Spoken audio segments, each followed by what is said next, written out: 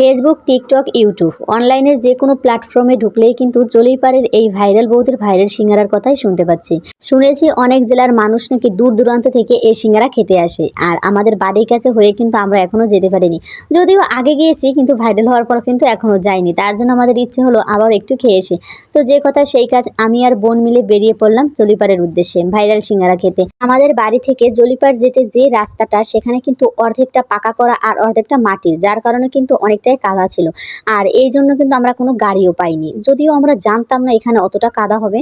যাই হোক, তারপরে দেখো কাদার কারণে কিন্তু আমরা বাড়ির ভিতর দিয়ে অন্য একটা রাস্তা ধরে কিন্তু এসেছি। আর এই রাস্তাটা দেখো অনেকটাই সুন্দর, ভিডিও পিক তোলার জন্য পারফেক্ট। আর আমরা কোথাও গেলে কিন্তু অনেকটাই তাড়াতাড়ি যাই, যেন সন্ধ্যার আগে বাড়ি ফিরতে পারি।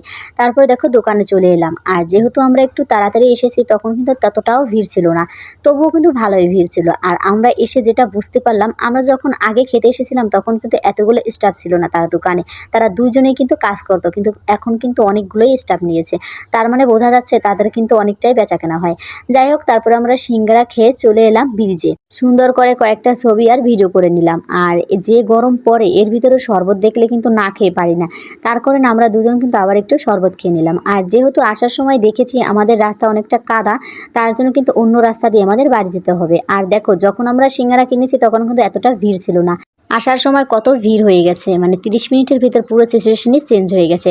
যাই হোক, আর আমরা বাড়িতে আসার সময় যে রাস্তা দিয়ে এসেছি, এখান দিয়ে কিন্তু আমি পার্সোনালি আগে কখনোই আসিনি, মানে টেকেরহাট ঘুরে এসেছি।